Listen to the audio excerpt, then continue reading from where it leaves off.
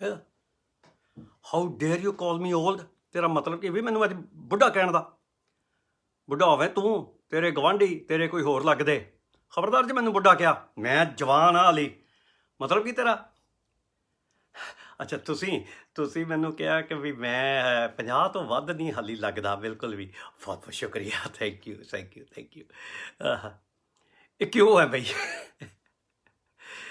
ਜੀ ਆਇਆਂ ਨੂੰ ਅੱਜ ਨੌਵੀਂ ਵਾਰੀ ਗੱਲਬਾਤ ਕਰਨ ਲਈ।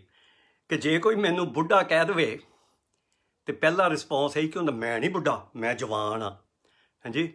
ਤੇ ਜੇ ਕੋਈ ਮੈਨੂੰ ਮੇਰੀ ਜਿਹੜੀ ਉਮਰ ਤੋਂ ਮੈਂ ਲੱਗਦਾ ਹਾਂ ਜਾਂ ਜਿੰਨਾ ਕੁ ਵੀ ਬੁੱਢਾ ਲੱਗਦਾ ਉਸ ਤੋਂ 10-15 ਸਾਲ ਘਟਾ ਕੇ ਕਵੇ ਤੇ ਬੜੇ ਥੈਂਕ ਯੂ ਕਰਦਾ। ਇਹਦੇ ਕੀ ਕਾਰਨ ਕੀ ਨੇ? ਇਹ ਕਿਉਂ ਨਹੀਂ ਅਸੀਂ ਚਾਹੁੰਦੇ? ਕਿਉਂਕਿ ਇੱਕ ਪਾਸੇ ਤੇ ਠੀਕ ਹੈ ਕਿ ਜੇ ਤੇ ਉਹ ਮੇਰੀ ਬਾਇਓਲੋਜੀ ਨੂੰ ਯਾਦ ਦਿਵਾ ਰਿਹਾ, ਜਿਵੇਂ ਕੱਲ੍ਹ ਤੇ ਪਿਛਲੀਆਂ ਗੱਲਾਂ ਹੋਈਆਂ ਕਿ ਮੇਰੇ 'ਚ ਕਈ ਸਰੀਰਕ ਤਬਦੀਲੀਆਂ ਨੇ, ਸ਼ਾਇਦ ਕੋਈ ਬਿਮਾਰੀਆਂ ਵੀ ਹੋਣ, ਸ਼ਾਇਦ ਮੇਰੇ ਕੁਝ ਹੋਰ ਐਕਟੀਵਿਟੀ ਦੇ ਉੱਤੇ ਫਰਕ ਪਿਆ ਹੋਵੇ ਜਿਹੜਾ ਕਿ ਜ਼ਰੂਰ ਪੈਂਦਾ, ਅਤੇ ਉਹ ਤਾਂ ਮੈਂ ਸ਼ਾਇਦ ਫਿਰ ਵੀ ਸਹਿ ਜਾਵਾਂਗਾ ਕਿਉਂਕਿ ਮੈਨੂੰ ਪਤਾ ਹੈ ਕਿ ਜਿਹੜੀਆਂ ਸਰੀਰਕ ਬਿਮਾਰੀਆਂ ਆਈਆਂ ਨੇ, ਹਾਂਜੀ, ਜਾਂ ਸਰੀਰਕ ਤਬਦੀਲੀਆਂ ਆਈਆਂ ਨੇ, ਉਹ ਤੇ ਸਾਇੰਸਦਾਨ ਉਹਦੇ ਬਾਰੇ ਬੜਾ ਕੁਝ ਕਰ ਰਹੇ ਨੇ ਕਿ ਮੈਨੂੰ ਕੋਈ ਚੰਗੀਆਂ ਦਵਾਈਆਂ ਮਿਲਣਗੀਆਂ ਤਾਂ ਕਿ ਉਸ ਬਿਮਾਰੀ ਦਾ ਮੈਂ ਮੈਨੇਜਮੈਂਟ ਕਰ ਸਕਾਂ ਜਾਂ ਕਿਸੇ ਲੈਵਲ 'ਤੇ ਇਲਾਜ ਕਰ ਸਕਾਂ। ਹਾਂਜੀ, ਟੈਕਨੋਲੋਜੀ ਬੜੀ ਬਣ ਰਹੀ ਹੈ ਕਿ ਮੈਂ ਆਪਣੇ ਸਰੀਰ ਦੀਆਂ ਕਮਜ਼ੋਰੀਆਂ ਤਬਦੀਲੀਆਂ ਦੇ ਬਾਵਜੂਦ ਵੀ ਤੁਰ ਫਿਰ ਸਕਾਂ, ਐਂਡ ਚੰਗੀ ਵੀਲ ਚੇਅਰਸ ਹੋਣ। ਜੇ ਮੈਂ ਇਕੱਲਾ ਰਹਿੰਦਾ ਤਾਂ ਮੇਰੇ ਘਰ ਦੇ ਵਿੱਚ ਮੇਰੇ ਤੁਰਨ ਫਿਰਨ ਲਈ ਨਵੀਂ ਕਿਸਮ ਦੇ ਟੋਇਲਟਸ ਬਣ ਰਹੇ ਨੇ, ਕਿਚਨ ਦੀਆਂ ਚੀਜ਼ਾਂ ਬਣ ਰਹੀਆਂ, ਬੜਾ ਕੁਝ ਬਣ ਰਿਹਾ ਸਾਇੰਸ ਅਤੇ ਟੈਕਨੋਲੋਜੀ ਦਾ। ਉਸ ਗੱਲ ਦਾ ਮੈਂ ਰਿਐਕਟ ਨਹੀਂ ਕਰ ਰਿਹਾ ਹੁੰਦਾ ਕਿ ਜੇ ਕੋਈ ਮੈਨੂੰ ਕਹਿੰਦਾ ਕਿ ਤੂੰ ਬੁੱਢਾ ਹੈ ਅਤੇ ਬਈ ਮੈਂ ਬੁੱਢਾ, ਮੈਂ ਜਵਾਨ ਹਾਂ। ਕਿਉਂਕਿ ਉਹ ਗੱਲਾਂ ਦਾ ਪਤਾ ਹੈ ਕਿ ਅਸੀਂ ਮੈਨੇਜ ਕਰ ਲਾਂਗੇ। ਖਾਸ ਕਰਕੇ ਜਿਹੜੀਆਂ ਬਿਮਾਰੀਆਂ ਨੇ ਬੁਢੇਪੇ ਦੀਆਂ, ਉਹ ਹਾਲੇ ਤੱਕ ਮੈਨੇਜ ਹੀ ਹੋ ਸਕਦੀਆਂ ਅਤੇ ਵਧੀਆ ਤੋਂ ਵਧੀਆ ਤਰੀਕੇ ਨਾਲ ਹੁੰਦੀਆਂ। ਮੈਂ ਵੀ ਮੈਟਫੋਰਮਿਨ ਖਾ ਕੇ ਆਪਣੀ ਡਾਇਬੀਟੀਜ਼ 2 ਉਹਨੂੰ ਮੈਨੇਜ ਕਰਦਾ ਪਿਆ। ਇੰਝ ਹੀ ਹੋਰ ਹੋਣਗੀਆਂ। ਫਿਰ ਬੁੱਢਾ ਹੋਣ ਤੋਂ ਕਿਉਂ ਮੈਂ ਕਲਪਿਆ ਬੁੱਢਾ ਕਹੇ ਜਾਣ ਤੋਂ? ਉਹ ਇਹ ਹੈ ਕਿਉਂਕਿ ਜੇ ਮੈਨੂੰ ਤੇ ਦੂਜੇ ਨੇ ਜਦੋਂ ਮੈਨੂੰ ਬੁੱਢਾ ਕਿਹਾ ਤੇ ਮੈਨੂੰ ਸੁਣਿਆ ਨਾਲ, ਉਹ ਇਹ ਹੈ ਕਿ ਉਹ ਮੈਨੂੰ ਕਹਿੰਦਾ ਪਿਆ, ਓਏ ਬੁੱਢੇ ਠੌਰਿਆ, ਓਏ ਬੜੇ ਦਕੀਆਨੂਸੀ, ਓਏ ਤੂੰ ਸਲੋ, ਓਏ ਤੂੰ ਚਿੜਚਿੜਾ, ਓਏ ਤੂੰ ਰਿਜਿਡ, ਓਏ ਤੇਰੇ 'ਚ ਕੋਈ ਪੋਟੈਂਸ਼ੀਅਲ ਬਾਕੀ ਨਹੀਂ, ਓਏ ਤੇਰੇ ਹੁਣ ਇੱਕ ਭਾਰ ਹੀ ਹੈ ਸਿਰਫ ਤੂੰ ਸਮਾਜ ਦੇ ਉੱਤੇ। ਹਾਂਜੀ, ਉਹਨੂੰ ਏਜਿੰਗ ਇੱਥੇ ਡੈਨਿਸ਼ 'ਚ ਕਹਿੰਦੇ ਨੇ ਐਲਡਰਲੀ ਬਰਡਨ। ਹਾਂਜੀ, ਅਤੇ ਜੇ ਤਾਂ ਮੈਨੂੰ ਇਹ ਆਵਾਜ਼ ਆਉਂਦੀ ਹੈ ਬੁੱਢੇ ਦੇ ਵਿੱਚੋਂ ਤਾਂ ਮੈਂ ਬਿਲਕੁਲ ਨਹੀਂ ਪਸੰਦ ਕਰਦਾ। ਮੈਨੂੰ ਬੜਾ ਡਰ ਲੱਗਦਾ ਹਾਂਜੀ ਕਿ ਕਿਉਂ ਬਈ ਮੈਂ ਕਿਉਂ ਇਸ ਤਰੀਕੇ ਨਾਲ ਕਿ ਮੈਂ ਹੁਣ ਦਿਸਦਾ ਨਹੀਂ, ਮੈਂ ਕਿਸੇ ਕੰਮ ਦਾ ਨਹੀਂ, ਮੈਂ ਕਿਸੇ ਦੇ ਉੱਤੇ ਬਰਡਨ ਆ, ਅਤੇ ਨਾਲ ਜੋੜਿਆ ਹੋਇਆ ਕਿ ਮੈਂ ਪੱਕੀ ਗੱਲ ਹੈ ਚਿੜਚਿੜਾ ਹੋਵਾਂਗਾ, ਦਕੀਆਨੂਸੀ ਹੋਵਾਂਗਾ, ਕੋਈ ਨਵੀਂ ਗੱਲ ਨਹੀਂ ਮੈਂ ਸਿੱਖ ਸਕਦਾ। ਹਾਂਜੀ, ਜੇ ਮੈਂ ਬੈਠਾ ਵਾਂ ਆਪਣੇ ਧਨ ਦੇ ਉੱਤੇ ਅਤੇ ਉਹਦੇ 'ਤੇ ਸੱਪ ਵਾਂਗਰ ਕੁੰਡਲੀ ਪਾ ਕੇ ਬੈਠਾ, ਉਹ ਗੱਲਾਂ ਕਰਕੇ ਕਈ ਵਾਰ ਬੁਢੇਪੇ ਦੀ ਨਾ ਜ਼ਿਆਦਾ ਡਰ ਲੱਗਦਾ ਅਤੇ ਆਪਣੇ ਆਪ ਨੂੰ ਕਹਾਉਣਾ ਨਹੀਂ ਚਾਹੁੰਦਾ ਬੰਦਾ। ਅਤੇ ਜਾਂ ਜਿਹੜੇ ਕਈ ਵਾਰ ਆਪਣੇ ਆਪ ਨੂੰ ਬੁੱਢਾ ਕਹਾ ਵੀ ਲੈਂਦੇ ਨੇ ਅਤੇ ਉਹ 'ਚ ਬਹੁਤਾ ਬੁਰਾ ਨਹੀਂ ਮੰਨਦੇ, ਉਹ ਕਈ ਵਾਰ ਬੜੀ ਅਪੋਲੋਜੀ ਨਾਲ ਕਰਵਾਉਂਦੇ ਨੇ, ਹਾਂ ਬਈ ਮੈਂ ਬੁੱਢਾ ਹੋ ਗਿਆ, ਅੱਛਾ ਬਈ ਮੈਂ ਹੁਣ ਇਹ ਕਰ ਨਹੀਂ ਸਕਦਾ, ਅੱਛਾ ਬਈ, ਜਾਂ ਬਹਾਨੇ ਦੇ ਰੂਪ 'ਚ ਵੀ ਵਰਤਵੇਂ ਵੀ ਬਸ ਹੁਣ ਮੈਂ ਬੁੱਢਾ ਹੋ ਗਿਆ, ਹੁਣ ਨਹੀਂ ਮੈਂ ਕਰਨਾ ਚਾਹੁੰਦਾ, ਜਾਂ ਕਿ ਉਹਦੇ ਬੜੇ ਹੋਰ ਰੂਪ ਹੁੰਦੇ ਨੇ। ਪਰ ਇਹ ਜਿਹੜਾ ਨਾ ਬੜਾ ਵੱਡਾ ਸਵਾਲ ਕਿ ਅਸੀਂ ਆਪਣੇ ਆਪ ਨੂੰ ਬੁੱਢਾ ਕਹਾਉਣਾ ਕਿਉਂ ਨਹੀਂ ਚਾਹੁੰਦੇ, ਬੁੱਢਾ ਲੱਗਣਾ ਕਿਉਂ ਨਹੀਂ ਚਾਹੁੰਦੇ, ਉਹਦੇ ਮੇਨ ਗੱਲ ਤਾਂ ਇਹੀ ਆਉਂਦੀ ਹੈ ਕਿ ਜਿਹੜੇ ਮੈਂ ਐਗਜ਼ਾਮਪਲਾਂ ਦਿੱਤੀਆਂ ਕਿ ਅਸੀਂ ਸੁਣਦੇ ਉਹੀ ਹਾਂ ਕਿ ਹਰ ਉਹ ਚੀਜ਼ ਅਸੀਂ ਬੁੱਢੇ ਲਫ਼ਜ਼ ਦੇ ਨਾਲ, ਓਲਡ ਲਫ਼ਜ਼ ਦੇ ਨਾਲ ਜੋੜੀ ਹੋਈ ਹੈ ਜਿਹਦੀ ਡੀਵੈਲਿਊਏਸ਼ਨ ਕੀਤੀ ਹੋਈ ਹੈ, ਜਿਹੜੀ ਅਸੀਂ ਨੀਵੀਂ ਸੋਚਦੇ ਹਾਂ। ਅਤੇ ਹਰ ਚੀਜ਼ ਜਿਹੜੀ ਜਵਾਨੀ ਨਾਲ ਜੁੜੀ ਹੈ, ਯੰਗ ਨਾਲ ਜੁੜੀ ਹੈ, ਉਹਨੂੰ ਅਸੀਂ ਚੰਗਾ ਸਮਝਦੇ ਪਏ ਹਾਂ। ਉਹ ਕਿਵੇਂ ਸਮਝਦੇ ਹਾਂ? ਕਿਉਂਕਿ ਯੂਥ ਜਿਹੜਾ ਵੈ ਉਹ ਐਂਥੂਜ਼ੀਆਸਟਿਕ ਹੈ, ਉਹਦੇ 'ਚ ਡਰੀਮ ਹੈ, ਉਹਦੇ 'ਚ ਪੈਸ਼ਨ ਹੈ, ਅਤੇ ਸਭ ਤੋਂ ਵੀ ਵੱਧ ਹੈ ਕਿ ਉਹਦੇ 'ਚ ਪੋਟੈਂਸ਼ੀਅਲ ਹੈ ਅਤੇ ਐਕਟੀਵਿਟੀ ਵੀ ਹੈ ਨਵਾਂ ਧਨ ਪੈਦਾ ਕਰਨ ਦੀ, ਨਵੇਂ ਰਿਸੋਰਸਿਸ ਪੈਦਾ ਕਰਨ ਦੀ।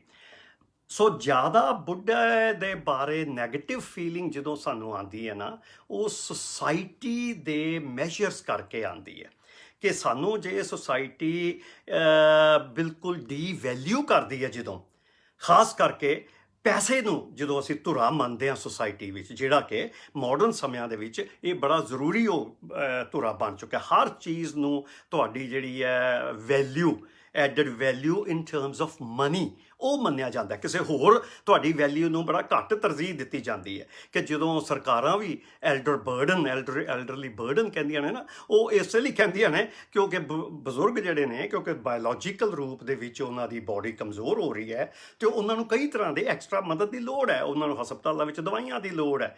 ਇੱਥੋਂ ਤੱਕ ਕੈਲਕੂਲੇਟ ਕੀਤਾ ਜਾਂਦਾ ਹੈ ਕਿ ਹਾਂ ਬਈ, ਕਿ ਸਾਨੂੰ ਸਾਰੀ ਉਮਰ ਵਿੱਚ ਜਿੰਨਾ ਖਰਚਾ ਆਪਣੀ ਉਮਰ 'ਚ ਆਪਣੀ ਸਿਹਤ ਦੀ ਸਾਂਭ ਸੰਭਾਲ ਲਈ ਖਰਚਾ ਕਰਨਾ ਪੈਂਦਾ ਨਾ, ਉਹ ਸਾਰੇ ਦਾ ਆਲਮੋਸਟ 90% ਹਿੱਸਾ ਉਹ ਜ਼ਿੰਦਗੀ ਦੇ ਆਖਰੀ ਸਾਲ ਵਿੱਚ ਖਰਚ ਹੁੰਦਾ ਹੈ।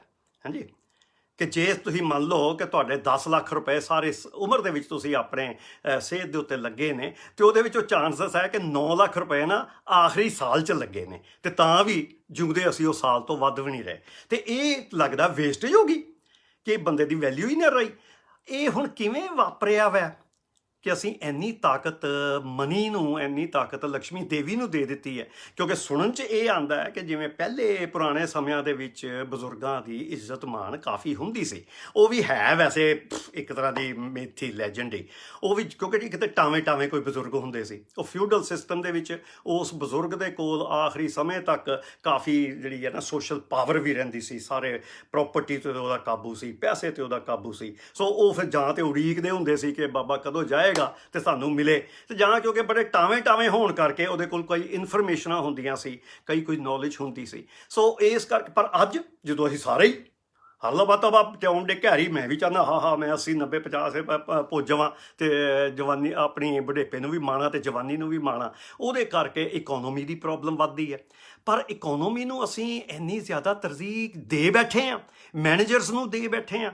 ਉਹ ਮੈਨੇਜਰ ਮੈਜਰ ਕਰਦਾ ਕਿ ਤੁਹਾਡੀ ਯੂਨੀਵਰਸਿਟੀ ਵਿੱਚ ਵੀ ਤੁਸੀਂ ਕਿਹੜਾ ਕੰਮ ਕਰੋ ਕਿ ਜਿਹਦੇ ਨਾਲ ਨਵੇਂ ਪੈਸੇ ਬਹੁਤੇ ਪੈਦਾ ਹੋਣ ਜਾਂ ਕੋਈ ਨਵੀਂ ਬਿਜ਼ਨਸ ਪੈਦਾ ਹੋਵੇ, ਉਸ ਰਿਸਰਚ ਦੀ ਤੇ ਫੰਡਿੰਗ ਹੋਏਗੀ। ਤੇ ਜੇ ਤੁਸੀਂ ਹਾਲੀ ਪਿਓਰ ਇੰਟੈਲੈਕਚੁਅਲ ਕੰਮ ਕਰਨਾ ਚਾਹੁੰਦੇ ਹੋ, ਉਹਨਾਂ ਨੂੰ ਕੋਈ ਨਹੀਂ ਕੰਮ ਮਿਲਦਾ। ਬੜੀਆਂ ਥਾਵਾਂ 'ਤੇ ਯੂਨੀਵਰਸਿਟੀਆਂ ਵਿੱਚ ਹਿਊਮੈਨਿਟੀਜ਼ ਦੇ ਜਿਹੜੇ ਸਬਜੈਕਟਸ ਨੇ, ਫਿਲੋਸਫੀ ਹੋਈ, ਈਵਨ ਆਰਟ, ਸੋਸ਼ੀਓਲੋਜੀ, ਉਹਨੂੰ ਬੰਦ ਕੀਤਾ ਜਾ ਰਿਹਾ ਕਿਉਂਕਿ ਪੈਸੇ ਨਹੀਂ ਪੈਦਾ ਕਰਦੀ। ਕਿਉਂਕਿ ਸਾਡੇ ਉੱਤੇ ਜਿਹੜੇ ਬੈਠੇ ਨੇ ਡਿਸੀਜਨ ਮੇਕਰਸ, ਉਹ ਨੇ ਮੈਨੇਜਰਸ, ਉਹ MBA ਵਾਲੇ ਜਿਹੜੇ ਥੱਲੇ ਨੇ ਨਾ, ਉਹਨਾਂ ਨੂੰ ਅਸੀਂ ਇੰਨੀ ਤਾਕਤ ਦੇ ਦਿੱਤੀ ਹੈ ਤੇ ਇੰਨੀਆਂ ਵੱਡੀਆਂ ਤਨਖਾਹਾਂ ਦੇ ਦਿੱਤੀਆਂ ਕਿ ਬੜੇ ਸਿਆਣੇ ਦਿਮਾਗ ਉਹਦੇ ਵਿੱਚ ਹੀ ਰੁੱਝ ਗਏ। ਕਿਉਂਕਿ ਉੱਥੇ ਪੈਸੇ ਦੀ ਅਟਰੈਕਸ਼ਨ ਵੀ ਹੈ, ਤਾਕਤ ਵੀ ਹੈ, ਪਾਵਰ ਮਿਲਦੀ ਹੈ। ਤੇ ਨਾਲ ਕਿਹਨੂੰ ਹੋਰ ਅਸੀਂ ਸਭ ਤੋਂ ਵੱਧ ਪੈਸੇ ਦਿੰਦੇ ਹਾਂ? ਉਹ ਮੈਨੇਜਰਾਂ ਨੂੰ ਬਚਾਉਣ ਦੇ ਲਈ, ਭਾਵੇਂ ਉਹ ਮੈਨੇਜਰ ਬੈਂਕਾਂ ਦੇ ਹੋਣ, ਇਨਵੈਸਟਰਸ ਹੋਣ, ਉਹਨਾਂ ਨੂੰ, ਫਿਰ ਵਕੀਲਾਂ ਨੂੰ, ਕਿਉਂਕਿ ਉਹਨਾਂ ਦੀਆਂ ਕੀਤੀਆਂ ਹੋਈਆਂ ਗਲਤੀਆਂ ਤੇ ਚੰਗੀਆਂ ਨੂੰ ਫਿਰ ਉਹ ਵਕੀਲ, ਹਾਈਲੀ ਪੇਡ ਜੌਬ ਬਣਦੀ ਹੈ। ਇਹ ਦੋ ਜਿਹੜੇ ਨੇ, ਉਹਦੇ ਮੁਕਾਬਲੇ ਦੇ ਵਿੱਚ ਜਿਹੜੇ ਟੀਚਰਸ ਨੇ, ਜਿਨ੍ਹਾਂ ਨੇ ਅਸਲ 'ਚ ਮਨੁੱਖਤਾ ਨੂੰ, ਅਗਲੇ ਵਾਲੀ ਜਨਰੇਸ਼ਨ ਨੂੰ ਤਿਆਰ ਕਰਨਾ ਹੁੰਦਾ, ਉਹ ਬੜੇ ਲੋਲੀ ਪੇਡ ਹੁੰਦੇ ਨੇ। ਉਹ ਸਿਰਫ ਜਾਂ ਤੇ ਕੁਝ ਪਾਗਲ ਕਿਸਮ ਦੇ ਲੋਕੀ ਜਿਨ੍ਹਾਂ ਨੂੰ ਪੈਸ਼ਨ ਹੈ ਕਿ ਉਹਦੇ ਵਿੱਚ ਜਾਂਦੇ, ਜਾਂ ਜਿਹਨੂੰ ਕੋਈ ਹੋਰ ਨਹੀਂ ਮਿਲਦੀ, MBA ਵਕੀਲ ਨਹੀਂ ਬਣਿਆ, ਡਾਕਟਰ ਨਹੀਂ ਬਣਿਆ। ਸੋ ਇਹ ਚੀਜ਼ਾਂ ਦਾ ਹੁਣ ਸਾਨੂੰ ਇਸ ਸਮੇਂ ਕਰੋਨੇ ਦੇ ਵਿੱਚ ਨਰਸਿੰਗ ਅਤੇ ਡਾਕਟਰਾਂ ਦੀ ਸ਼ਾਇਦ ਥੋੜ੍ਹੀ ਕਦਰ ਵੱਧ ਰਹੀ ਹੈ। ਪਰ ਉਹਦੇ ਨਾਲ ਜੇ ਸਾਨੂੰ ਇਹ ਵੀ ਰੀਅਲਾਈਜੇਸ਼ਨ ਆਵੇ ਕਿ ਬੜੇ ਪੂਅਰਲੀ ਪੇਡ ਨੇ ਉਹ ਡਾਕਟਰ, ਚਲੋ ਥੋੜ੍ਹੀ ਆਪਣੀ ਸੋਸ਼ਲ ਸਟੇਟਸ ਕਰਕੇ ਜਿਉਂ ਲੈਂਦੇ ਨੇ, ਜਾਂ ਪ੍ਰਾਈਵੇਟ ਕੰਮ ਕਰਕੇ ਪੈਸਾ ਕਮਾ ਲੈਂਦੇ। ਨਰਸਾਂ ਜਿਹੜੀਆਂ ਅਸਲ 'ਚ ਕੰਮ ਉਹ ਕਰਦੀਆਂ, ਉਹਨਾਂ ਨੂੰ ਕਿੰਨਾ ਮਾੜਾ ਪੇ ਕੀਤਾ ਜਾਂਦਾ। ਸੋ ਹੋਪਫੁਲੀ ਕਿ ਕਰੋਨਾ ਮਹਾਰਾਜ ਦਾ ਇਹ ਅਸਰ ਆਏਗਾ ਕਿ ਸਾਡੀਆਂ ਥੋੜ੍ਹੀਆਂ ਪ੍ਰਾਇਓਰਟੀਜ਼ ਠੀਕ ਹੋਣ। ਤੇ ਪਰ ਇਹਦੇ ਬਾਰੇ ਸੋਚਣਾ ਤਾਂ ਬੜਾ ਜ਼ਰੂਰੀ ਪੈਣਾ। ਪਰ ਉਹਦਾ ਮੈਂ ਐਜ਼ ਏ ਸਾਇੰਟਿਸਟ ਕੀ ਕਰ ਸਕਦਾ? ਪਹਿਲੇ ਤਾਂ ਮੈਂ ਇਹ ਦੇਖਣਾ ਪੈਣਾ ਕਿ ਮੈਂ ਆਪਣੇ ਬੁਢੇਪੇ ਨੂੰ ਸਮਾਜਿਕ ਰੂਪ ਵਿੱਚ ਮੈਂ ਕੀ ਦੇਖਦਾ। ਜਦੋਂ ਤਾਂ ਮੈਂ ਬੁਢੇਪੇ 'ਚ ਪੈਰ ਪਾਇਆ, ਹਾਂਜੀ, ਜਿਵੇਂ ਮੈਂ ਕਈ ਤੁਰੀ ਜਾਂਦਾ, 45 ਸਾਲ ਦੀ ਉਮਰ ਤੋਂ ਬਾਅਦ ਬੁਢੇਪੇ 'ਚ ਪੈਰ ਹੈ, ਉਹਦੇ ਠੀਕ ਹੈ ਪਹਿਲੇ 15-20 ਸਾਲ ਤੇ ਬੜੇ ਪਾਵਰਫੁਲ ਸਨ, ਕਿਉਂਕਿ ਉਸ ਉਮਰ ਦੇ ਮਾਡਰਨ ਜ਼ਮਾਨੇ 'ਚ 45 ਤੋਂ 55-60 ਤੱਕ ਤੁਹਾਡਾ ਸ਼ਾਇਦ one of the best periods of life ਹੁੰਦਾ, ਕਿਉਂਕਿ ਤੁਸੀਂ ਆਪਣੀ ਪੜ੍ਹਾਈਆਂ ਵੀ ਪੂਰੀਆਂ ਕਰ ਚੁੱਕੇ ਹੋ, ਤੁਹਾਡੇ ਸ਼ਾਇਦ ਬੱਚੇ ਵੀ ਵੱਡੇ ਹੋ ਕੇ ਆਪਣੇ ਇੰਡੀਪੈਂਡੈਂਟ ਹੋ ਰਹੇ ਨੇ, ਤੇ ਉਸ ਸਮੇਂ ਤੁਸੀਂ ਆਪਣੇ ਡਿਪਾਰਟਮੈਂਟ ਦੇ ਹੈੱਡ ਵੀ ਬਣ ਗਏ ਹੋ, ਪਾਵਰਫੁਲ ਹੋ, ਤੇ ਉਹ ਬੜੀ ਪਾਵਰਫੁਲ 60 ਸਾਲ ਦੀ ਉਮਰ 'ਚ ਜਾਂਦਾ। ਪਰ ਜਦੋਂ ਫਿਰ 60 ਸਾਲ ਦੀ ਉਮਰ ਦੇ ਵਿੱਚ, ਜਿਵੇਂ ਹਿੰਦੁਸਤਾਨ 'ਚ ਹਾਲੀ ਵੀ ਰਿਟਾਇਰਮੈਂਟ ਦੀ ਏਜ 60 ਹੈ, ਤੇ ਤੁਹਾਨੂੰ ਕਹਿ ਤਾ ਜਾਵੇ ਕਿ ਵੀ ਹੁਣ ਤੁਸੀਂ ਜਾਓ, ਤੇ ਬੜਾ ਵੱਡਾ ਝਟਕਾ ਲੱਗਦਾ।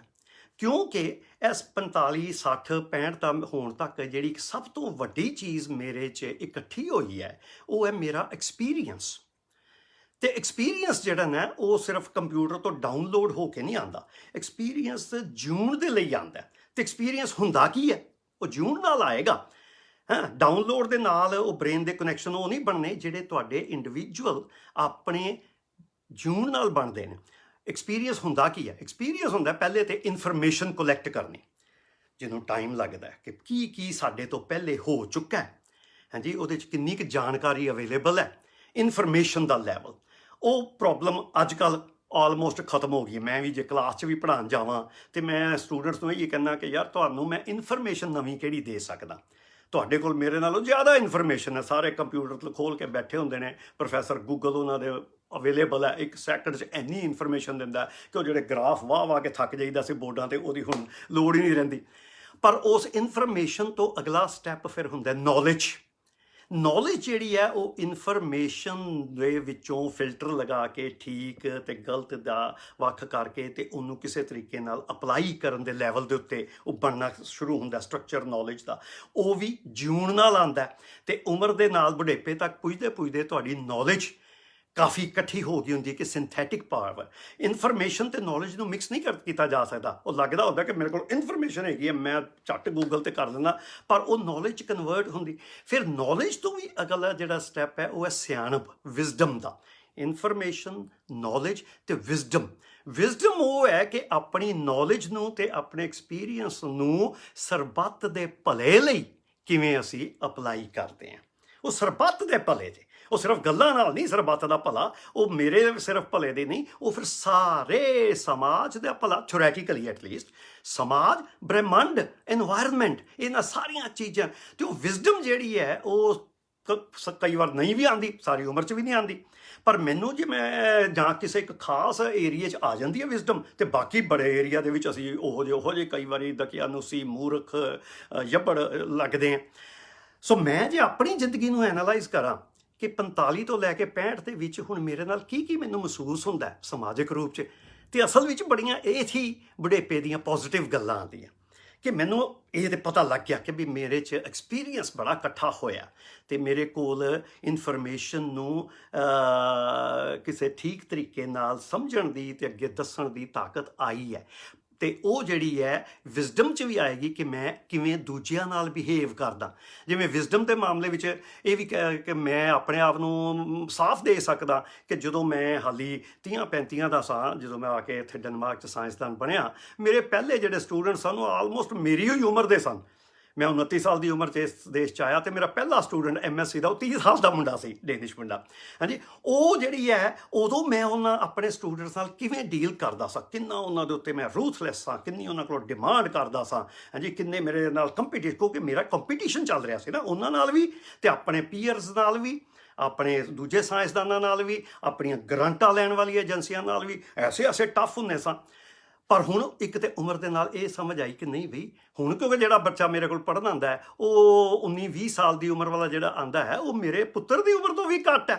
ਮੇਰਾ ਬੇਟਾ ਇਸ ਸਮੇਂ 33 ਸਾਲ ਦਾ ਹੋਇਆ। ਸੋ ਉਹਨਾਂ ਨੂੰ ਮੈਂ ਹੁਣ ਜਿਵੇਂ ਨਰਚਰ ਕਰਦਾ, ਹਾਂਜੀ, ਉਹਨਾਂ ਪ੍ਰਤੀ ਮੇਰੀ ਟੋਲਰੈਂਸ ਵਧੀ ਹੈ, ਉਹਨਾਂ ਪ੍ਰਤੀ ਉਹਨਾਂ ਦੀ ਜ਼ਿੰਦਗੀ ਦੀਆਂ ਦੁੱਖਾਂ ਸੁੱਖਾਂ ਨੂੰ ਮੇਰੀ ਪਛਾਣਨ ਦੀ ਹਿੰਮਤ ਵਧੀ ਹੈ, ਉਹਦੀ ਕੈਪੈਸਿਟੀ ਵਧੀ ਹੈ, ਉਹਨੂੰ ਅਸੀਂ ਕਹਿੰਦੇ ਐਂਪਥੀ। ਸੋ ਬੁਢੇਪੇ ਦੇ ਵਿੱਚ ਐਕਸਪੀਰੀਅੰਸ ਆ ਗਿਆ ਹੁੰਦਾ। ਉਹ ਐਕਸਪੀਰੀਅੰਸ ਹੋ ਸਕਦਾ ਸਾਨੂੰ ਵਾਈਜ਼ ਵੀ ਬਣਾ ਦੇਵੇ। ਉਹ ਐਕਸਪੀਰੀਅੰਸ ਸਾਡੇ ਵਿੱਚ ਐਂਪਥੀ, ਸਾਡੀ ਇਹ ਸਹਿਣਸ਼ੀਲਤਾ, ਸਾਡੇ ਦੂਜੇ ਦਾ, ਹਾਂਜੀ, ਪੀਰ ਪਰਾਈ ਜਾਣੇ ਦੀ ਫੀਲਿੰਗ ਵੀ ਵੱਧਦੀ ਹੈ। ਫਿਰ ਜਿਹੜੀ ਹੈ ਇੱਕ ਉਹ ਇਮੋਸ਼ਨ ਬਣਦੀ ਹੈ ਕਿ ਤੁਸੀਂ ਆਪਣੇ ਆਪ ਨੂੰ, ਮੈਂ ਆਪਣੇ ਆਪ ਨੂੰ ਬੜਾ ਇਮੋਸ਼ਨਲ ਹੁਣ ਮਹਿਸੂਸ ਕਰਦਾ ਕਿ ਜਿੱਥੇ ਪਹਿਲੇ ਇੱਕ ਤੇ ਉਹ ਮਰਦ ਔਰਤ ਦਾ ਫਰਕ ਹੋਣ ਕਰਕੇ ਮਰਦਾਂ ਨੂੰ ਇਹੀ ਕਿਹਾ ਜਾਂਦਾ, ਮੁੰਡਿਆਂ ਨੂੰ ਸਾਰ ਦੀ ਉਮਰ ਹੀ ਰੋਣਾ ਨਹੀਂ ਹੁੰਦਾ, ਤੁਸੀਂ ਨਹੀਂ ਹੁੰਦਾ, ਇਹ ਕੁੜੀਆਂ ਦਾ ਕੰਮ ਹੈ, ਇਹ ਜਿਹੜੀ ਇਹ ਸੈਕਸਿਜ਼ਮ ਹੈ। ਪਰ ਉਹ ਹੁਣ ਬੁੱਢੇ ਬਾਰੇ 'ਚ ਆ ਕੇ ਬੜੀ ਛੇਤੀ ਅੱਖਾਂ ਭਰ ਆਉਂਦੀਆਂ। ਕੋਈ ਚੰਗਾ ਮਿਊਜ਼ਿਕ ਸੁਣਿਆ ਹੋਵੇ, ਹਾਂਜੀ, ਕੋਈ ਚੰਗੀ ਪੇਂਟਿੰਗ ਦੇਖੀ ਹੋਵੇ, ਕੋਈ ਚੰਗਾ ਲੈਕਚਰ ਸੁਣ ਰਹੇ ਹੋਵੋ। ਉਹ ਮੇਰੇ ਇੱਕ ਇੰਡੀਆ ਦੇ ਵਿੱਚ ਇੱਕ ਵਾਰ ਲੈਕਚਰ ਕਰਦਿਆਂ ਮੇਰੇ ਵੱਡੇ ਭਾਈ ਸਾਹਿਬ ਨੇ ਪਬਲਿਕਲੀ 60-70 ਲੋਕੀ ਬੈਠੇ ਸੀ, ਉਹਨਾਂ ਸਵਾਲ ਪੁੱਛਿਆ ਕਿ ਵੀ ਇਹ ਦੱਸੇ ਬੁੱਢੇ ਬਾਰੇ ਦੇ ਵਿੱਚ ਇਹ ਮੇਰੇ ਹੁਣ ਅਥਰੂ ਬੜੀ ਛੇਤੀ ਵਗਣ ਲੱਗ ਪੈਂਦੇ ਨੇ, ਮੈਂ ਰੋਣ ਲੱਗ ਪੈਂਦਾ ਤੇ ਮੈਨੂੰ ਬੜੀ ਸ਼ਰਮਿੰਦਗੀ ਹੁੰਦੀ ਹੈ ਤੇ ਲੋਕੀ ਵੀ ਕਹਿੰਦੇ ਨੇ ਐਡਾ ਵੱਡਾ ਹੋ ਗਿਆ, ਐਡਾ ਤੂੰ ਵੱਡਾ ਅਫਸਰ, IAS ਅਫਸਰ, ਤੇ ਉਹ ਮੈਂ ਕਿਹਾ ਜੀ ਵਧਾਈ ਹੋਵੇ ਕਿ ਤੁਸੀਂ ਹੁਣ ਰੋਂਦੇ ਪਏ ਹੋ, ਇਹਦਾ ਮਤਲਬ ਇਨਸਾਨ ਬਣੇ ਹੋ, ਤੁਹਾਡੇ ਅੰਦਰ ਇਮੋਸ਼ਨਸ ਹਾਲੀ ਹੈਗੀਆਂ ਨੇ। ਹਾਲੀ ਤੁਹਾਡਾ ਹਿਰਦਾ ਟੱਚ ਹੁੰਦਾ ਕਿਸੇ ਚੀਜ਼ ਨਾਲ, ਕਿਸੇ ਖੂਬਸੂਰਤੀ ਨਾਲ, ਕਿਸੇ ਦੁੱਖ ਨਾਲ। ਜਦੋਂ ਅਸੀਂ ਰੋਣ ਦੀ ਅਵਸਥਾ ਚੋਂ ਨਿਕਲ ਜਾਵਾਂਗੇ ਨਾ, ਜੇ ਤੇ ਬ੍ਰਹਮ ਗਿਆਨੀ ਵਾਲੀ ਅਵਸਥਾ ਉਹ ਦੂਜੀ ਹੈ, ਪਰ ਜੇ ਅਸੀਂ ਇਹ ਕਹਿੰਦੇ ਨਾ ਇਹ 'ਚ ਮਾਣ ਮਹਿਸੂਸ ਕਰੀਏ ਕਿ ਮੈਨੂੰ ਨਹੀਂ ਫਰਕ ਪੈਂਦਾ ਕਿਸੇ ਦੇ ਦਾ, ਹਾਂ ਉਹ ਕਿਧਰੇ ਕੁਝ ਕਮੀ ਹੈ। ਸੋ ਇਮੋਸ਼ਨਲੀ ਅਸੀਂ ਬੜੇ ਸੈਂਸਿਟਿਵ ਹੋ ਜਾਂਦੇ ਹਾਂ। ਮੈਨੂੰ ਇਹ ਸਾਰੀਆਂ ਗੱਲਾਂ ਪਸੰਦ ਨੇ ਕਿ ਮੈਂ ਐਮਪੈਥਿਕ ਹੋਵਾਂ, ਹਾਂਜੀ, ਮੈਂ ਦੂਜਿਆਂ ਦੇ ਬਾਰੇ ਟੋਲਰੈਂਟ ਹੋਵਾਂ, ਮੈਂ ਉਹਨਾਂ ਦਾ ਵਿਊ ਪੁਆਇੰਟ ਵੀ ਸਮਝਾਂ, ਹਾਂਜੀ, ਅਤੇ ਮੈਂ ਉਹਨਾਂ ਦੇ ਲਈ ਜੋ ਕਰ ਸਕਦਾ। ਇਹੀ ਇੱਕ ਮਨੁੱਖ ਦੀ, ਇਹ ਸ਼ਾਇਦ ਅਗਲੀ ਵਾਰੀ ਗੱਲ ਕਰਾਂਗੇ ਕਿ ਮਨੁੱਖ ਕੀ ਹੁੰਦਾ। ਮਨੁੱਖ ਉਹਦੇ ਬਿਹੇਵੀਅਰ ਕਰਕੇ ਹੁੰਦਾ, ਅਤੇ ਇਹ ਜਿਹੜੀਆਂ ਕੁਆਲਿਟੀਆਂ ਮਨੁੱਖ ਦੀਆਂ ਇਹੀ ਆਉਂਦੀਆਂ ਨੇ। ਉਹ ਜਿਹੜਾ ਵੈ ਨਰਸਿਮਹਾ ਪਟੇਲ ਜੀ ਦਾ ਬੜਾ ਫੇਮਸ ਭਜਨ ਜਿਹੜਾ ਸਾਰਾ ਹੀ ਵਰਲਡ ਗਾਉਂਦਾ, ਵੈਸ਼ਨਵ ਜਨ ਤੋ ਤੈਨੇ ਕਹੀਏ ਪੀਰ ਪਰਾਈ ਜਾਣੇ ਰੇ, ਹੈਂ ਪਰ ਉਪਰ ਉਪਕਾਰ ਕਰੇ ਤੋ ਮਨ ਅਭਿਮਾਨ ਨਾ ਆਨੇ ਰੇ। ਇਹ ਜਿਹੜੀ ਹੈ ਦੋ ਸੈਂਟਰਲ ਥੀਮ ਮਨੁੱਖਤਾ ਦੀ ਨਿਸ਼ਾਨੀ ਦੇ, ਇਹ ਆਣ ਦੇ ਵਿੱਚ ਨਾ ਫਿਰ ਉਮਰ ਲੱਗਦੀ ਹੈ। ਵੈਸ਼ਨਵ ਜਨ ਤੋਂ ਚਲੋ ਗੱਲ ਨਹੀਂ ਹਾਲੇ। ਸੋ ਇਹ ਪਰ ਗੱਲਾਂ ਜਿਹੜੀਆਂ ਨੇ ਪ੍ਰੋਪਰਟੀਜ਼ ਨੇ, ਮੇਰੀ ਨੌਲੇਜ ਹੈ, ਮੇਰਾ ਸਭ ਕੁਝ ਹੈ, ਇਹ ਮੈਨੂੰ ਆਪੇ ਬਹਿ ਕੇ ਨਹੀਂ ਇਹਦੇ ਵਿੱਚ ਮੈਂ ਮਜ਼ਾ ਲੈ ਸਕਦਾ। ਮੇਰੇ ਲਈ ਮੇਰਾ ਸਮਾਜ, ਤੁਸੀਂ ਇੱਕ ਮੇਰਾ ਮਿਰਰ ਹੋ। ਮੇਰੀ ਵਿਜ਼ਡਮ ਤਾਂ ਹੀ ਉਹ ਕਿਸੇ ਮਤਲਬ ਰੱਖਦੀ ਹੈ ਜੇ ਤੁਸੀਂ ਉਸ ਵਿਜ਼ਡਮ ਨੂੰ ਤੁਸੀਂ ਵੀ ਰੈਕੋਗਨਾਈਜ਼ ਕਰੋ, ਤੁਸੀਂ ਵੀ ਉਹਨੂੰ ਪਛਾਣੋ ਅਤੇ ਉਹਨੂੰ ਵਰਤਣ ਦੀ ਕੋਸ਼ਿਸ਼ ਕਰੋ। ਜੇ ਮੈਂ ਸੋਚਦਾ ਮੈਂ ਟੋਲਰੈਂਟ ਆ ਤਾਂ ਕੁਝ ਮੈਂ ਸੁਸਾਇਟੀ ਵਿੱਚ ਹੀ ਹੈ ਇਹ ਆਪਣੇ ਆਪ ਨੂੰ ਨਿਭਾ ਕੇ। ਸੋ ਇੱਕ ਥਾਂ 'ਤੇ ਮੈਂ ਲਿਖਿਆ ਸੀ, ਇਹ ਸੈਂਟੈਂਸ ਬੜਾ ਮੈਨੂੰ ਚੰਗਾ ਲੱਗਦਾ ਕਿ ਸੁਸਾਇਟੀ ਦੇ ਲਈ ਕਿ you are my mirror and my gardener. ਤੁਸੀਂ ਮੇਰਾ ਸ਼ੀਸ਼ਾ ਹੋ, ਤੁਸੀਂ ਮੇਰੇ ਜਿਹਨੂੰ ਕਹਿੰਦਾ ਵੈ ਬਾਗਬਾਨਕਾਰੀ ਵਾਲੇ ਮਾਲੀ ਹੋ, ਤੁਸੀਂ ਮੈਨੂੰ ਪਾਣੀ ਦੇਣਾ। ਸੋ ਬੁਢੇਪੇ ਦੇ ਇਹਨਾਂ ਗੁਣਾਂ ਨੂੰ, ਜਿਹੜੇ ਕਿ ਬੜੇ ਹੀ ਪਾਵਰਫੁਲ ਮਨੁੱਖੀ ਗੁਣ ਨੇ, ਇਹ ਸਾਨੂੰ ਕਿਸੇ ਦੂਜੇ ਜਾਨਵਰਾਂ ਵਿੱਚ ਇੰਜ ਤਬਦੀਲੀ ਆਉਂਦੀ ਨਹੀਂ ਸ਼ਾਇਦ ਦਿਸੇਗੀ। ਇਹ ਐਸਾ ਪਾਵਰਫੁਲ ਚੀਜ਼ ਹੈ ਅਤੇ ਐਸੀ ਖੂਬਸੂਰਤ ਚੀਜ਼ ਹੈ ਕਿ ਇਹੀ ਮੈਨੂੰ ਬੁੱਢਾ ਹੋਰ ਅਤੇ ਹੋਰ ਹੋਣ 'ਚ ਸਗੋਂ ਐਨਕਰੇਜ ਕਰਦੀ ਹੈ ਕਿ ਸ਼ਾਇਦ ਇਹ ਗੁਣ ਹੋਰ ਵੀ ਵਧਾ ਸਕਾਂ। ਐਕਸਪੀਰੀਅੰਸ ਦੀ ਗੱਲ ਜਿਹੜੀ ਆਉਂਦੀ ਹੈ ਨਾ, ਉਹਦੀ ਇੱਕ ਬੜੀ ਇੰਟਰਸਟਿੰਗ ਗੱਲ ਹੈ ਕਿ ਕੁਝ ਸਾਲ ਪਹਿਲੇ ਇੱਕ ਫਿਲਮ ਆਈ ਸੀ ਬੈਂਜਾਮਿਨ ਬਟਨ, ਜਿਸ 'ਚ ਇੱਕ ਬੱਚਾ ਪੈਦਾ ਹੁੰਦਾ ਹੈ ਜਿਹੜਾ ਪਹਿਲਾਂ ਹੀ ਬੁੱਢਾ। ਉਹਦੇ ਵਿੱਚ ਸਾਰੇ ਬਾਇਓਲੋਜੀ ਦੇ ਲੈਵਲ ਦੇ ਉੱਤੇ ਸਾਰੇ ਚਿੰਨ੍ਹ ਜਿਹੜੇ ਨੇ ਬੁਢੇਪੇ ਦੇ ਹੈਗੇ ਨੇ। ਉਹ ਜਿਉਂ-ਜਿਉਂ ਬੱਚਾ ਜਿਉਂਦਾ, ਉਹਦੀ ਉਮਰ ਲੰਘਦੀ ਪਈ ਹੈ, ਤਿਉਂ-ਤਿਉਂ ਉਹ ਯੰਗ ਹੋ ਰਿਹਾ, ਜਵਾਨ ਹੋ ਰਿਹਾ, ਪੁੱਠਿਆ। ਬੜੀ ਇੰਟਰਸਟਿੰਗ ਫਿਲਮ ਹੈ ਬੈਂਜਾਮਿਨ ਬਟਨ। ਪਰ ਉਹਦੇ ਵਿੱਚ ਉਹਦਾ ਦਿਮਾਗ ਜਿਹੜਾ ਉਦੋਂ ਵੱਧ ਰਿਹਾ। ਉਹ ਜੰਮਿਆ ਤੇ ਬੁੱਢਾ ਹੈ, ਪਰ ਉਹਦੇ ਕੋਲ ਨੌਲੇਜ ਨਹੀਂ ਹੈ, ਵਿਜ਼ਡਮ ਨਹੀਂ ਹੈ, ਐਕਸਪੀਰੀਅੰਸ ਨਹੀਂ ਹੈ। ਉਹ ਜਿਉਣ ਨਾਲ ਹੀ ਆਣੇ ਹੈ ਇਰਰਿਸਪੈਕਟਿਵ ਆਫ ਬਾਇਓਲੋਜੀ। ਅਤੇ ਉਹ ਜਿਹੜੀ ਇਹ ਬੜੀ ਇੰਪੋਰਟੈਂਟ ਗੱਲ ਹੈ। ਅਤੇ ਇਹ ਚੀਜ਼ ਜਿਹੜੀ ਹੈ ਨਾ, ਇਹ ਫਿਊਚਰ ਦੇ ਵਿੱਚ ਵੀ ਮਸ਼ੀਨਾਂ ਨੇ ਵੀ ਮੈਨੂੰ ਇਨਫੋਰਮੇਸ਼ਨ ਤੇ ਸ਼ਾਇਦ ਡਾਊਨਲੋਡ ਹੋ ਜਾਣ ਸਾਡੇ ਦਿਮਾਗ 'ਚ, 20 ਸਾਲ ਦੀ ਉਮਰ ਦੇ ਵਿੱਚ ਹੀ ਕਰਨ ਜੋਗੇ ਹੋ ਜਾਈਏ, ਪਰ ਉਹ ਨੌਲੇਜ ਵਿੱਚ ਤਬਦੀਲ ਹੁੰਦੀ ਹੈ ਕਿ ਨਹੀਂ ਹੁੰਦੀ, ਵਿਜ਼ਡਮ 'ਚ ਤਬਦੀਲ ਹੁੰਦੀ ਹੈ ਕਿ ਨਹੀਂ ਹੁੰਦੀ। ਇਹ ਫਿਰ ਜਦੋਂ ਅਸੀਂ ਕਰਨਾ, ਇਹ ਬੁਢਾਪੇ ਦੇ ਲਈ ਹੈ। ਫਿਰ ਅਸੀਂ ਡਰਦੇ ਕਿਉਂ ਆ? ਡਰਦੇ ਅਸੀਂ ਇਸ ਲਈ ਹਾਂ ਕਿਉਂਕਿ ਸੁਸਾਇਟੀ ਸਾਨੂੰ ਮੈਸ਼ਰ ਕਿਸੇ ਹੋਰ ਤਰੀਕੇ ਨਾਲ ਕਰਦੀ। ਮੇਰਾ ਸਭ ਤੋਂ ਵੱਡਾ ਡਰ ਉਹੀ ਹੁੰਦਾ ਹੈ ਇੱਕ ਬਜ਼ੁਰਗ ਦਾ, ਕਿ ਮੈਂ ਕਿਧਰ ਇਨਵਿਜ਼ੀਬਲ ਨਾ ਹੋ ਜਾ, ਕਿ ਮੈਨੂੰ ਹੁਣ ਲੋਕੀ ਪਛਾਣਨ। ਵੈਸੇ ਤਾਂ ਸਾਰੀ ਮਨੁੱਖ ਦੀ ਆਈਡੈਂਟੀਟੀ 'ਚ ਇਹ ਹੁੰਦੀ ਹੈ ਕਿ ਉਹ ਇਨਵਿਜ਼ੀਬਲ ਹੈ ਕਿ ਨਹੀਂ। ਸਾਡੇ ਲਈ ਸਾਡੇ ਕੰਮ ਕਰਨ ਵਾਲੇ ਨੌਕਰ ਇਨਵਿਜ਼ੀਬਲ ਹੀ ਹੁੰਦੇ ਨੇ, ਹਾਂਜੀ, ਉਹਨਾਂ ਦੀ ਕੋਈ ਐਗਜ਼ਿਸਟੈਂਸ ਨਹੀਂ ਸਾਡੇ ਲਈ ਹੁੰਦੀ, ਉਹ ਕੰਮ ਹੋ ਰਹੇ ਹੁੰਦੇ ਨੇ। ਅਤੇ ਇੱਕ ਤਰ੍ਹਾਂ 'ਤੇ ਮੈਂ ਲੈਕਚਰ ਦੇ ਰਿਹਾ ਸੀ ਅਤੇ ਗੱਲ ਕੀਤੀ, ਅਤੇ ਇੱਕ ਔਰਤ ਨੇ ਹੱਥ ਖੜਾ ਕਰਕੇ, ਉਹ ਪ੍ਰੋਫੈਸਰ ਰਾਣੀ ਸੀ, ਅਤੇ ਉਹਨੇ ਕਿਹਾ ਉਹ ਇਹ ਕੋਈ ਮੇਰੇ ਲਈ ਨਵੀਂ ਗੱਲ ਦੀ, ਮੈਂ ਔਰਤ ਹੋ ਕੇ ਸਾਰੀ ਉਮਰ ਇਨਵਿਜ਼ੀਬਲ ਹੀ ਮਹਿਸੂਸ ਕੀਤਾ ਵਾ ਕਿ ਅਸੀਂ ਜਿਵੇਂ ਐਗਜ਼ਿਸਟ ਹੀ ਨਹੀਂ ਕਰ। ਬੁਢੇਪੇ ਵਿੱਚ ਇਨਵਿਜ਼ੀਬਿਲਿਟੀ ਦੀ ਹੋਰ ਵੀ ਚਾਂਸਸ ਵੱਧ ਜਾਂਦੇ ਨੇ ਕਿਉਂਕਿ ਸਾਨੂੰ ਯੂਥ ਨੂੰ, ਯੰਗ ਜਨਰੇਸ਼ਨ ਨੂੰ, ਜਿਹਦੇ ਕੋਲ ਪਾਵਰ ਹੈ, ਜਿਹਦੇ ਕੋਲ ਹਾਲੀ ਪੈਸ਼ਨ ਵੀ ਹੈ, ਉਹ ਜਿਹੜਾ ਅਤੇ ਉਹਦੇ ਕੋਲ ਐਬਿਲਿਟੀਜ਼ ਵੀ ਹੈ, ਉਹ ਸਾਨੂੰ ਲੱਗਦਾ ਕਿ ਬਈ ਉਹ ਕਹਿੰਦਾ ਹੈ ਕਿ ਬਈ ਇਹਦੀ ਹੁਣ ਲੋੜ ਨਹੀਂ ਰਹੀ। ਇਹੀ ਸਭ ਤੋਂ ਵੱਧ ਦੁਖਦਾਈ ਹੁੰਦਾ ਰਿਟਾਇਰਮੈਂਟ ਤੋਂ ਬਾਅਦ, ਜਿਹੜੇ ਉਹਨਾਂ ਕੰਮਾਂ 'ਚ ਖਾਸ ਕਰਕੇ ਕਿ ਜਦੋਂ ਜਿਹੜੇ ਅਸੀਂ ਕੰਮ ਟੀਚਰ ਹਾਂ, ਪ੍ਰੋਫੈਸਰ ਹਾਂ, ਸਾਇੰਸਦਾਨ ਹਾਂ, ਉਹ ਸਾਨੂੰ ਜ਼ਿਆਦਾ ਚੁੱਭਦਾ ਕਿ ਜੇ ਇਨਵਿਜ਼ੀਬਲ ਹੋ ਜਾਈਏ ਕਿ ਹੁਣ ਕੋਈ ਯਾਰ ਸਾਡੇ ਵੱਲ ਕੋਈ ਦੇਖਦਾ ਵੀ ਨਹੀਂ। ਜਿਹੜਾ ਮਿਹਨਤੀ ਬੰਦਾ ਹੈ ਉਹਨੂੰ ਵੀ ਚੁੱਭਦਾ ਕਿ ਜੋ ਇਨਵਿਜ਼ੀਬਲ ਹੋ ਜਾਵੇ, ਉਹਦੀ ਘਰ 'ਚ ਕੋਈ ਲੋੜ ਹੀ ਨਾ ਹੋਵੇ, ਉਹਦੀ ਕੋਈ ਲੋੜ ਨੂੰ ਅਸੀਂ ਸਕਾਰੀਏ ਨਾ, ਬੁੱਢੀ ਘੋੜੀ ਲਾਲ ਲਗਾਮ ਕਹਿ ਦਈਏ ਕਿ ਜੇ ਇੱਕ ਬਜ਼ੁਰਗ ਔਰਤ ਜਿਹੜੀ ਹੈ ਚੰਗੇ ਕੱਪੜੇ ਪਾਉਣਾ ਚਾਹੁੰਦੀ ਹੈ, ਜਾਂ ਬੁੱਢਾ ਮਨੁੱਖ ਜਿਹੜਾ ਵੈ ਉਹ ਚੰਗਾ ਭੋਜਨ ਖਾਣਾ ਚਾਹੁੰਦਾ ਅਤੇ ਉਹਨੂੰ ਬੜਾ ਠਰਕੀ ਅਤੇ ਉਹਨੂੰ ਸਵਾਦੀ ਅਤੇ ਇਹੋ ਜਿਹੇ ਲਾਲਚ ਦੇ ਦਈਏ, ਉਹ ਜਿਹੜੇ ਸੁਸਾਇਟੀ ਦੇ ਥੋਪੇ ਹੋਏ ਰੂਮ ਉਹ ਡਰਾਉਂਦੇ ਨੇ। ਸੋ ਅੱਜ ਦੀ ਗੱਲਬਾਤ ਮੈਂ ਇੱਥੇ ਕੀ ਮੁਕਾਣੀ ਹੈ। ਕੱਲ੍ਹ ਅਸੀਂ ਇਸ ਗੱਲ ਨੂੰ ਚਾਲੂ ਕਰਾਂਗੇ, ਪਰ ਨਹੀਂ ਕੱਲ੍ਹ ਨਹੀਂ, ਉਹ ਪਰਸੋਂ ਬਣਨੀ ਹੈ ਕਿਉਂਕਿ ਕੱਲ੍ਹ ਦਾ ਕਾਰਨ ਇਹ ਹੈ ਕਿ ਮੈਂ ਆਪਣੇ ਨਵੇਂ ਜੰਮੇ ਪੋਤਰੇ ਨੂੰ, ਜਿਹੜਾ ਹੁਣ who is now 2 weeks old, ਜਿਹੜਾ 2 ਹਫ਼ਤੇ ਦਾ ਹੋ ਗਿਆ, ਉਹਨੂੰ ਮਿਲਣ ਜਾਣਾ ਮੈਂ ਕੋਪਨਹੇਗਨ 'ਚ। ਇਹ ਲੋਕਡਾਊਨਾਂ ਦੇ ਵਿੱਚ ਆਉਣ ਜਾਣ ਬਹੁਤ ਘਟਿਆ ਹੋਇਆ, ਪਰ ਸਾਡੇ ਦੇਸ਼ 'ਚ ਇੰਨਾ ਕਰਾਰਾ ਲੋਕਡਾਊਨ ਨਹੀਂ ਹੈ ਕਿ ਅਸੀਂ ਜਾ ਨਹੀਂ ਸਕਦੇ। ਸੋ ਅਸੀਂ ਉਹ ਚਾਰੇ ਜਾਣੇ ਉੱਥੇ ਬੈਠੇ ਨੇ, ਅਸੀਂ 2 ਇੱਥੋਂ ਕੱਲ੍ਹ ਡਰਾਈਵ ਕਰਕੇ 300 ਕਿਲੋਮੀਟਰ ਜਾਵਾਂਗੇ ਅਤੇ ਫਿਰ ਉੱਥੋਂ ਹੀ ਵਾਪਸ ਆ ਜਾਵਾਂਗੇ 2-3 ਘੰਟੇ ਉਹਨਾਂ ਨੂੰ ਮਿਲ ਕੇ, ਤਾਂ ਕਿ ਉਹ ਇਲੀਅਸ ਨੂੰ ਅਤੇ ਮੇਰੀ ਪੋਤਰੀ ਮਾਇਆ ਵਿਦਿਆ ਨੂੰ ਮਿਲੀਏ। ਕਿਉਂਕਿ ਡੈਨਮਾਰਕ ਵੀ ਹੁਣ ਦੂਜੇ ਦੇਸ਼ਾਂ ਵਾਂਗ ਥੋੜ੍ਹਾ ਥੋੜ੍ਹਾ ਖੁੱਲ੍ਹਣਾ ਸ਼ੁਰੂ ਹੋ ਰਿਹਾ ਹੈ, ਅਤੇ ਉਹਦੇ ਵਿੱਚ ਅਗਲੇ ਹਫ਼ਤੇ 2 ਹਫ਼ਤੇ ਬਾਅਦ ਫਿਰ ਦੁਬਾਰਾ ਇਹ ਇਨਫੈਕਸ਼ਨ ਕਰੋਨੇ ਦੀ ਬੜੀ ਵਧਣੀ ਹੈ।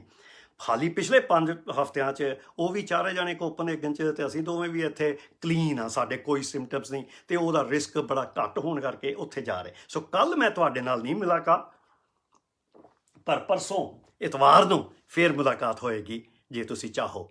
आज की मुलाकात बस इतनी।